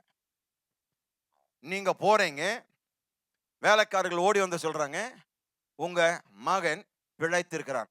உங்க வாயில இருந்து என்ன வந்திருக்கும்? Praise the Lord. Hallelujah. நன்றி கர்த்தாவே, கோடா கோடி நன்றி எல்லாம் சொல்லியிருப்பீங்க. இந்த மனுஷன் அதெல்லாம் சொல்லவே இல்லை. அடுத்த கேள்வி அவர் என்ன கேட்கிறாருங்க? எந்த மணி நேரத்தில் அவனுக்கு குணம் What a உண்டாயிற்று? man this is. Oh, I love him. அவர் மட்டும் நீங்க இருந்தா நான் கட்டி பிடிச்சிருவேங்க. கட்டி பிடிச்சிட்டு அவர் ஒரு சல்யூட் அடிச்சிருவேன். அவர் பிரைஸ் தி லார்ட், ரொம்ப சந்தோஷம், சிரிக்கல, எதுவும் பண்ணல. அடுத்த செகண்ட்ல கேட்கிற கேள்வி அவர் எப்பொழுது சுகமானார்? அவங்க சொல்றாங்க 7ஆம் மணி நேரத்துல. வாசிங்க சிஸ்டர். அவர்களிடத்தில் விசாரித்தான். அவர்கள் நேற்று 7ஆம் மணி நேரத்தில் ஜுரம் அவனை விட்டது என்றார்கள். உன் குமாரன் பிழைத்திருக்கிறான் என்று இயேசு தன்னுடனே சொன்ன மணி நேரம் அதுவே என்று தகப்பன் அறிந்து அவனும் அவன் வீட்டார் அனைவரும் விசுவாசித்தார்கள். வசனத்தினுடைய பலன், வசனத்தினுடைய பேசப்பட்ட வார்த்தையினுடைய பயன் எப்பொழுது அது பேசப்படுகிறதோ அது அப்பொழுதே நடந்து விட்டது. நாம் 3 மணி அதாவது 3 நாள் அல்லது 1 நாள் அல்லது 24 மணி நேரம் தான் அதனுடைய அடையாளத்தை ஆதாரத்தை பார்க்கிற மொழிய. ஆனால் எந்த நிமிஷத்துல அற்புதம் நடக்கிறது? இயேசுவானவர் பேசுற அந்த நொடியில அங்க சுகம் ஆயிடுச்சு. இவர் 24 மணி நேரம் கழிச்சு போய் பார்க்கிறார், சுகமானது பார்க்கிறார். எப்போது நடந்துச்சுன்னு கேட்கிறாருங்க. அவங்க சொல்றாங்க நேற்றைய தினத்துல 7ஆம் மணி நேரம். அவர் உடனே புரிந்து கொண்டார், அந்த நொடியில் தான் இயேசு உன் மகன் பிழைத்திருக்கிறான் என்று சொல்லியிருக்கிறார். எனவே அவன் உடனடியாக விசுவாசித்தார், இவர் தேவகுமாரன், இவர் நமக்காக வந்த மேசியா. ஏனென்றால் பேசின அதே க்ஷண பொழுதுல அவருடைய மகனுக்கு சுகம் நடந்தது. ஆனால் அவர் 24 மணி நேரம் கழித்து தான் பார்த்தார். பிரியமானவர்களே, தேவன் ஒரு வார்த்தையை பேசும்போது அந்த க்ஷண பொழுதுல அந்த அற்புதம் நடந்து விட்டது. ஒரு வேளை உங்களுடைய சரீரத்துல வெளிப்படுவதற்கு கொஞ்சம் நேரம் ஆகலாம். ஆனால் எந்த செகண்ட்ல தேவ வார்த்தை பேசினாரோ அந்த செகண்ட், அந்த நொடியில உங்களுடைய சுகம், உங்களுடைய விடுதலை, உங்களுடைய அற்புதம், உங்களுடைய அடையாளம் நடந்திருக்கிறது. The power of the word, the effectiveness of the word. Effective, பயனுள்ள வார்த்தை என்று சொல்லும்போது என்ன அர்த்தம்? வல்லமை நிறைந்த வார்த்தை.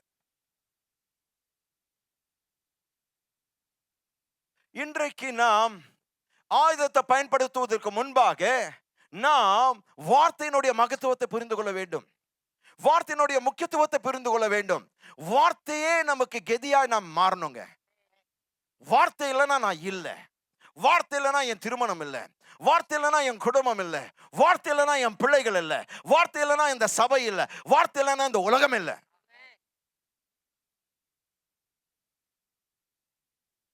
உங்க கையில தேவன் கொடுத்திருக்க விலை மதிக்க முடியாத ஒரு பொக்கிஷம் இருக்குமானால் அது தேவ வார்த்தை. அதை மதிக்க கற்றுக்கொள்ளுங்கள். இருக்கிறீங்களா? ஒவ்வொரு முறை தேவன் அற்புதங்களை, இயேசுவானவர் இந்த பூமியில் இருந்த போது செய்த அற்புதங்கள் அவர் பேசினார். பேசின பொழுது காரியங்கள் சம்பவித்தது. ஆமென்.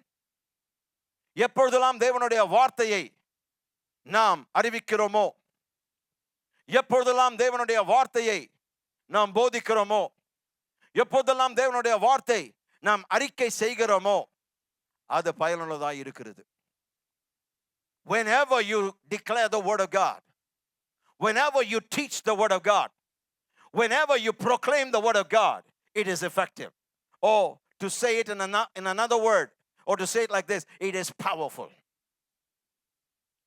எப்பொழுதெல்லாம் நீங்கள் தேவனுடைய வார்த்தை அறிக்கை செய்கிறீர்களோ, அறிவிக்கிறீர்களோ, அல்லது நீங்கள் போதிக்கிறீர்களோ, அது வல்லமை நிறைந்ததாய், வல்லமை வாய்ந்ததாய் இருக்கிறது. To say the word is effective in another word is to say the word is powerful. வார்த்தை பயனுள்ளதா இருக்கிறது என்று இன்னொரு வார்த்தை சொல்ல வேண்டும் என்றால், தேவனுடைய வார்த்தைக்கு வல்லமை இருக்கிறது, வல்லமை நிறைந்ததா இருக்கிறது. தேவனுடைய முழு வல்லமை தம்முடைய வார்த்தையில் இருக்கிறது. நீங்க வேதத்திலிருந்து ஒரு வார்த்தை எடுத்தாலும் அந்த ஒரு வார்த்தையில் தேவனுடைய எல்லையற்ற, வரம்பற்ற, அளவற்ற வல்லமை இருக்கிறது. Oh, you're not hearing me. Please listen. The whole power of God, and the power of God cannot be measured. The power of God is infinite. It is measureless, boundless, it is limitless. All of God's limitless, boundless, measureless power is in one A, is in one and, is in one but, is in 1/3 of the Bible. Oh, you're not ready for me today.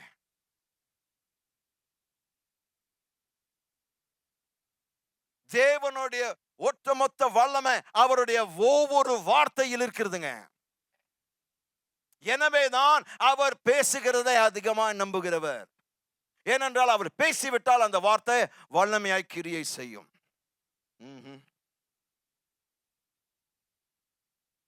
தேவனுடைய வார்த்தை வல்லமை நிறைந்தது. எனவேதான் சொல்கிறேன், தேவனுடைய நோக்கங்கள் அதை நிறைவேற்றும். உங்களை குறித்த தேவனுடைய நோக்கம் நிறைவேற்றப்படும். ஆமென். மனுஷன் சொல்றதெல்லாம் உங்களுடைய வாழ்க்கையில நடக்காதுங்க. அவன் என்ன உன்னுடைய உத்தரவாதமா? அவன் ஹலோ, அவன் அவருடைய சிருஷ்டிக்கிற, அவன் சொல்றதுக்கு நீங்க உட்காந்து அழுகிறதுக்கு, பிரதர் இப்படி சொல்லிட்டாங்க, பிரதர் அப்படி சொல்லிட்டாங்க, பிரதர் சொல்லட்டுமே. அவங்களுக்கு வாயிருக்குது, அவங்க சொல்லின்னு இருப்பாங்க. உங்களுக்கு வாயிருக்குது, நீங்க சொல்லுங்க, நான் அப்படிப்பட்டவன் அல்ல, நான் தேவ பிள்ளை, நான் தோற்று போனவன் அல்ல, நான் வழிவிட்டு விலகினவன் அல்ல, என்னுடைய பிள்ளைகள் பாவிகள் அல்ல, அவர்கள் தேவனுடைய பரிசுத்தவான்கள். பேசுங்க.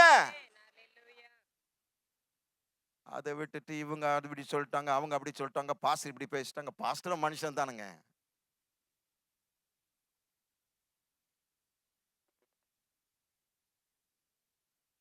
அது எப்படி பிரதர், பாஸ்டர் அப்படி சொல்லலாமா? அவரும் மனுஷன் தானுங்க, அவர் தேவன் கிடையாது. அவர் சொல்றதெல்லாம் உங்களோட வாழ்க்கையில நிறைவேறதுக்கு.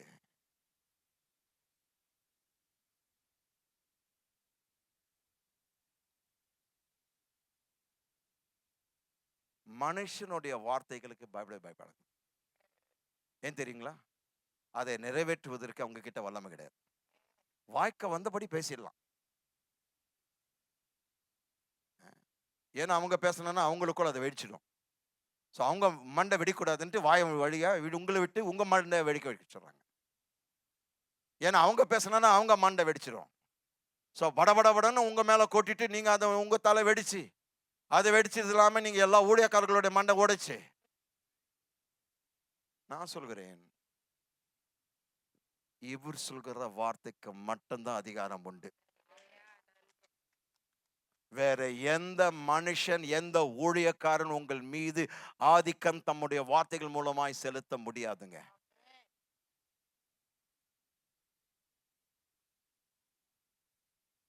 எத்தனையோ ஊழியக்காரர்கள் தவறுகளை செய்திருக்கிறார்கள், மேடையிலிருந்து மக்களை சபித்திருக்கிறார்கள். நீங்க கொடுக்கலையா, நீங்க ஒண்ணு இல்லாம போயிடுவாங்க பாருங்க. ஐயோ ஆண்டவரே, அப்படியெல்லாம் சொன்னா அவங்க இன்னும் பாக்கெட்டை டைட்டா தான் பிடிப்பாங்க. ஏன்னா நம்ம சபிக்கிற மக்களா இருக்கிறோம். மெய்ப்பனுங்க, தகப்பனுங்க. நாங்க பிள்ளைகளை சந்தோஷப்படுறது நம்ம பார்க்கணும். முதலாவது மேய்ப்பர்கள் தங்களுடைய குழந்தைகளை எப்படி பார்க்கிறார்கள், தங்களுடைய மந்தைய பார்க்கணும். ஹலோ, இருக்கிறீங்களா? இது வெறும் மேய்ப்பன் மந்தை இல்லைங்க, தகப்பன் பிள்ளைங்க. ஒருவேளை என்னை விட நீங்க வயசா இருக்கா, ஆனா என்னுடைய பிள்ளைகள் ஆவிக்குரிய விதத்துல. எனக்கு மேல நீங்க 40 வயசு அதிகமா கூட இருக்கலாம், ஆனால் என்னுடைய பிள்ளைகள். தேவன் கொடுத்த ஸ்தானம் அது. அப்போ நான் இந்த மேடையில் நின்று உங்களுக்கு சபிக்க முடியுமா? நான் அப்படி செஞ்சா கூட அதை நடக்குமா? நடக்காதுங்க. உங்களுடைய மைண்ட முதலாவது புரிந்து கொள்ள வேண்டும். அவருக்கு மட்டும்தான் சொல்றதை செய்யறதுக்கு அதிகாரம் உண்டு, வல்லமை உண்டு. ஓ மை காட், ஆமென். தேவனுடைய நோக்கங்கள், தேவனுடைய வார்த்தை நிறைவேற்றுங்க. நீங்க நோக்கத்தின்படி வந்தீங்க, நோக்கத்துல வாழ்ந்து கொண்டிருக்கிறீங்க. உங்க நோக்கம் உங்க வாழ்க்கையில தேவன் நிறைவேற்றுவார். ஹல்லேலூயா. நீங்க சாதிக்க பிறந்தவர்கள், உலகத்தை மாற்ற பிறந்தவர்கள். அதை விசுவாசிங்க. அவர் சொல்லியிருக்கிறார், அவர் அதை செய்து முடிப்பார். ஆமென். கடைசியாக ஏழாவது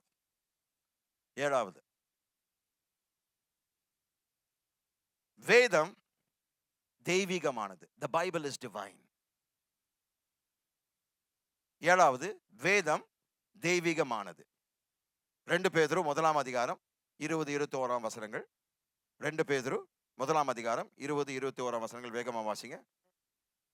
வேதத்திலுள்ள எந்த தீர்க்க தரிசனமும் சுய தோற்றமான பொருளை உடையதா இராதென்று நீங்கள் முந்தி அறிய வேண்டியது, தீர்க்க தரிசனமானது ஒரு காலத்திலும் மனுஷருடைய சித்தத்தினாலே உண்டாகவில்லை, தேவனுடைய பரிசுத்த மனுஷர்கள் பரிசுத்த ஆவியினாலே ஏவப்பட்டு பேசினார்கள்.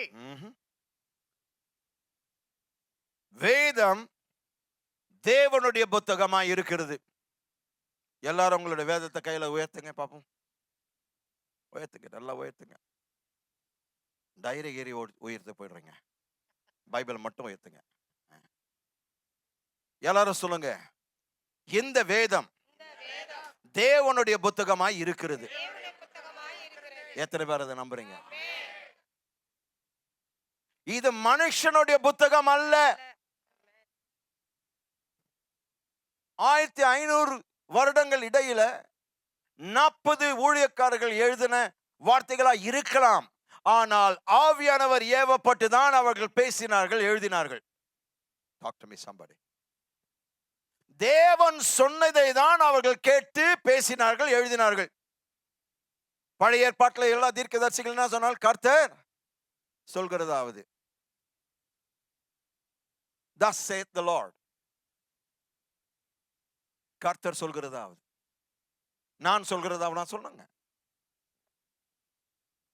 கர்த்தர் சொல்கிறதாவது இருக்கிறீங்களா? அப்போ பேதுரு இங்க என்ன சொல்கிறாருங்க? ஒவ்வொரு வேத வாக்கியமும், அதாவது தேவனுடைய வசனத்திலிருந்து வரக்கூடிய தீர்க்க தரிசனங்கள் மனுஷனுடைய வியாக்கியானத்தின் மூலமாய், தனிப்பட்ட வியாக்கியானத்தின் மூலமாய் வரல. 21ஆம் வசனம் சொல்கிறது, இது மனுஷனுடைய சித்தத்தினால் வரவில்லை, ஆனால் பரிசுத்தமுள்ள தேவ மனிதர்கள் ஆவியானவர் ஏவனப்படினால் அவர்கள் பேசினார்கள். இது தேவனுடைய புத்தகமாய் இருக்கிறது. ஆகவேதான் அதை 7ஆம் பாயிண்ட்ல நான் சொன்ன வார்த்தை, வேதமானது தெய்வீக, சொல்லுங்க, தெய்வீகமானது, தெய்வீக புத்தகமாய் இருக்கிறது. அப்ப கவனிங்க, நல்ல கவனிங்க. வேதம் மொத்தத்தில் தவறில்லாதது, பங்கு பங்காக பிழையற்றது, முழுமையானது, அதிகாரப்பூர்வமானது, போதுமானது, பயனுள்ளது, தெய்வீகமானது. இந்த புத்தகம் அப்படியாக இருக்கிறது என்று நீங்கள் சொன்னால், அப்போ அதை உங்களுடைய நெஞ்சார ஆசையினால் அதை எப்படி நீங்க அணுக வேண்டும்? நெஞ்சார நேசிக்க வேண்டும், சீராட்டி பாராட்ட வேண்டும், அதை கனப்படுத்த வேண்டும், அதை நீங்கள் மதிக்க வேண்டும். இந்த 7 தன்மைகள் தேவனுடைய வார்த்தைக்கு இருக்கிறது என்று நீங்கள் எந்த நிமிஷத்துல, எந்த நொடியில நீங்கள் உணர்கிறீர்களோ, அந்த நொடி முதற்கொண்டு இந்த புத்தகத்தை நீங்கள் நெஞ்சார நேசிக்க வேண்டும், அதை சீராட்டி பாராட்ட வேண்டும், அதை கனப்படுத்த வேண்டும், அதை மதிக்க வேண்டும், அதை பற்றி கொள்ள வேண்டும். இந்த நிமிடம் முதற்கொண்டு நீங்கள் அப்படியாக மாறுவீர்கள் என்று நான் நம்புகிறேன். எத்தனை பேர் செய்வீங்க?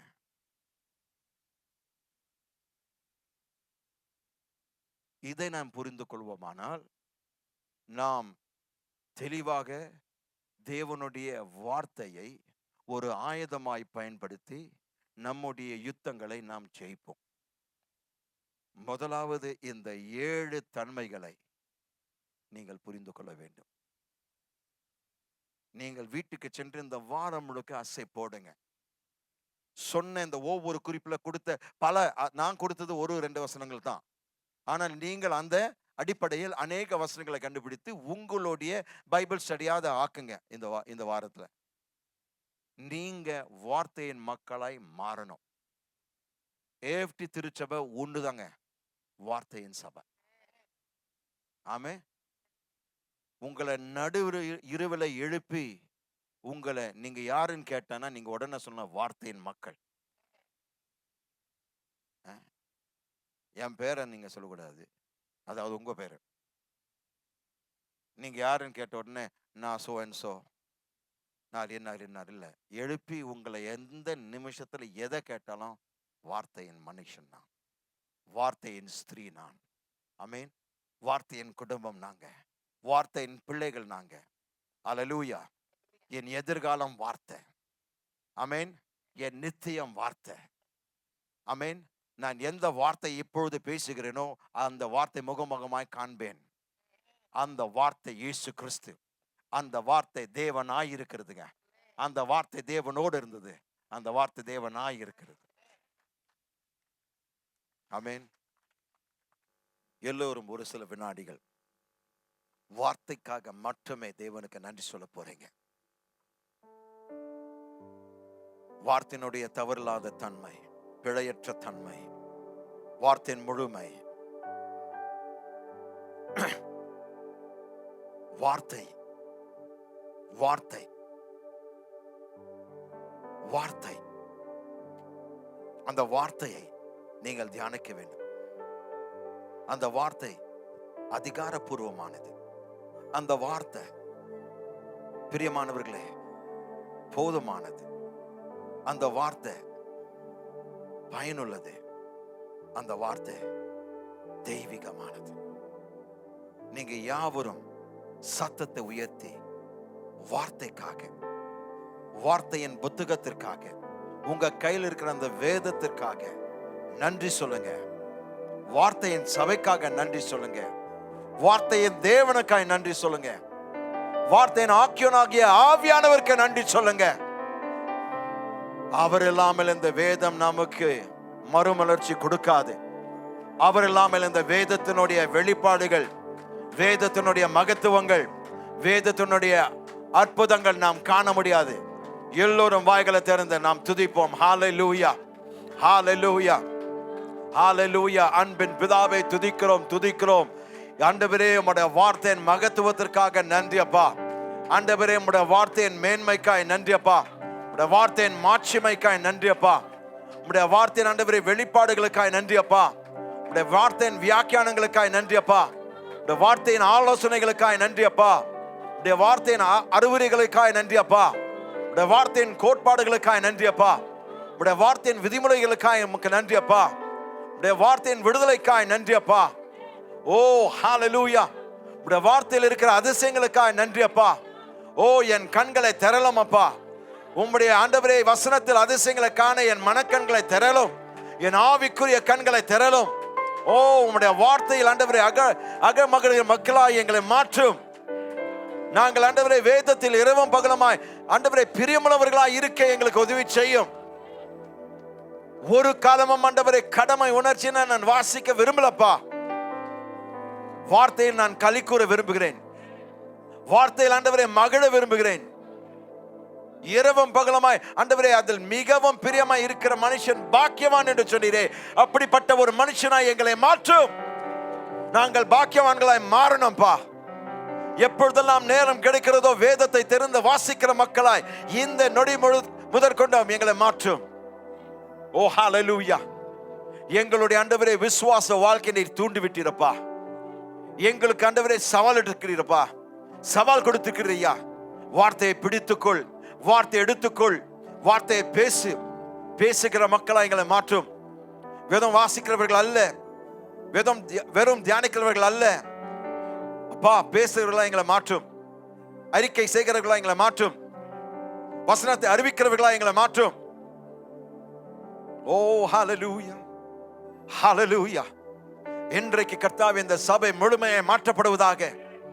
உம்முடைய வார்த்தை கர்த்தாவே எங்களை மறுரூபப்படுத்தட்டும். உம்முடைய வார்த்தை எங்களை ஆண்டவரை புதுப்பிக்கட்டும். உம்முடைய வார்த்தைகளை மாற்றட்டும். உம்முடைய வார்த்தைகளை உயர்த்தட்டும். உம்முடைய வார்த்தைகளை சிட்சிக்கட்டும்.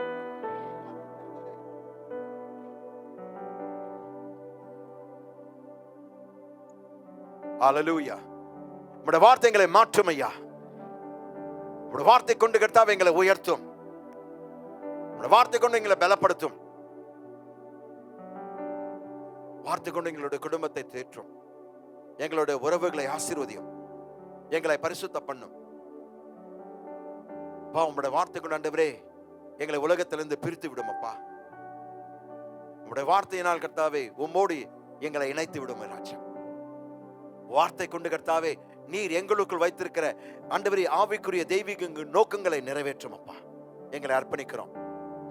வார்த்தையை படிக்கிறவர்களாக, வார்த்தையை வாசிக்கிறவர்களாக, வார்த்தை பேசுகிறவர்களாக, வார்த்தை வாழ்கிறவர்களாக எங்களை அர்ப்பணிக்கிறோம்.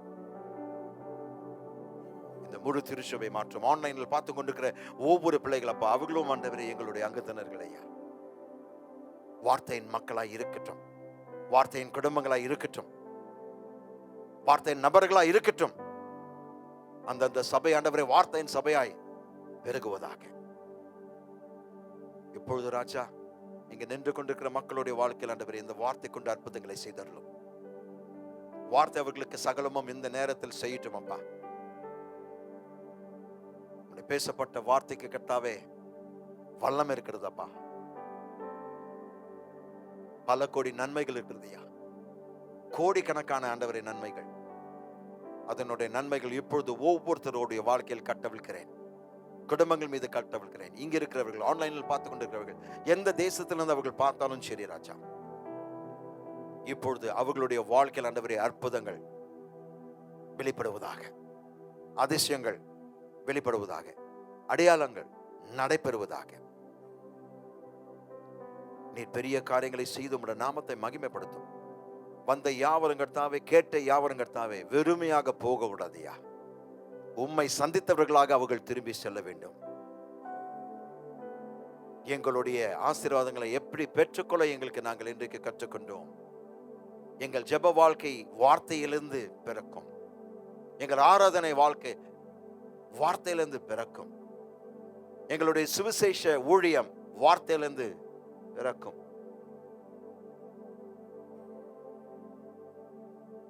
இனி நாங்கள் ஆண்டவரே வார்த்தையின் மக்களாய் இருப்போம். அறிக்கை செய்கிறோம், அறிக்கை செய்து ஆணையிடுகிறோம். நாங்கள் வார்த்தையின் சபை. வந்த யாவரும் ஆசீர்வதியும் அப்பா. இன்றைக்கு கர்த்தாவே தங்களுடைய பிறந்த நாளும் திருமண நாட்கள் இந்த வாரத்தில் வரக்கு போகிற ஆண்டவரே நாட்களில் திருமணத்தையோ பிறந்த நாட்களையோ கொண்டாட போகிற மக்களுக்காய் ஜெபிக்கிறேன் அப்பா. அவர்களை நீர் ஆசீர்வதியும். அவர்களுடைய இந்த புத்தாண்டை நீர் ஆசீர்வதியும். புதிய காரியங்களை செய்யும், பெரிய காரியங்களை செய்யும். புதிய விசுவாசத்தின் அளவுகள் அவர்களுடைய வாழ்க்கையில் கட்டவிழ்த்திடும். புதிய அபிஷேக தைலத்தினால் அவர்களுடைய ஆண்டவரே இந்த ஆண்டை, அவர்களுடைய நாட்களை நீர் ஆண்டவரை முடிசூட்டும். அவர்களுடைய பாத்திரங்கள் நிரம்பி ஒழுவதாக. இந்த ஆண்டு முழுவதுமாக தேவன் அதிசயங்களை செய்கிறது அவர்கள் கண்கள் கண்டு உமக்கு எல்லா துதிக்கான மகிமை செலுத்த உதவி செய்யும். அவர்களுடைய தனிப்பட்ட வாழ்க்கையும் திருமண வாழ்க்கைகளும் சம்பூர்ணமாய் ஆசீர்வதியும். எல்லா துதிக்கான மகிமை செலுத்துறோம். கர்த்தராகிய இயேசுவின் நாமத்தில் ஜெபிக்கிறோம் எங்கள் நல்ல பிதாவே. ஆமென், ஆமென். கர்த்தராகிய இயேசு கிறிஸ்துவின் கிருபையும் பிதாவாகிய தேவனுடைய அன்பும் பரிசுத்தாவினுடைய அன்யோன்யம் எப்பொழுதும் எப்பொழுதும் உங்கள் அனைவரோடும் இருப்பதாக. ஆமென், ஆமென். கர்த்தருடைய ஆசீர்வாதத்தை கூறி நாம் ஒரு பாடலை பாடி கர்த்தரை துதித்து நாம் கடந்து செல்லலாம். அடுத்த வாரத்தில் கிடின்ஸுக்காக ஆயத்தத்தோடு வாங்க. நீங்கள் உங்களுடைய தனிப்பட்ட கவர்ஸ் நீங்கள் வீட்டிலேருந்து கவர் எடுத்துட்டு அதில் போட்டுட்டு அவங்களுடைய கிடியன்ஸ்ன்னு போட்டுட்டு உங்களுடைய கவர்ஸ் கொண்டு வந்து அவங்க கையில கொடுத்துருங்க. இதற்காக தயவுசெய்து இந்த வாரம் முழுக்க ஜெபம் பண்ணி ஆயத்தமாய் அந்த நல்ல காரியத்திற்காக, அந்த நல்ல ஊழியத்திற்காக நாம் விதைப்போம். இப்பொழுது நாம் கர்த்தருடைய ஆசீர்வாதத்தை கூறுவோம். கர்த்தர் என்னை ஆசீர்வதித்து என்னை காக்க கடவர். கர்த்தர் தம்முடைய முகத்தை என் மேல் பிரகாசிக்க பண்ணி என் மேல் கிருபையாய் இருக்க கடவர். கர்த்தர் தம்முடைய முகத்தை என் மேல் பிரசன்னமாக்கி எனக்கு சமாதானம் கட்டளையிட கடவர் என்பதே. ஆமென்.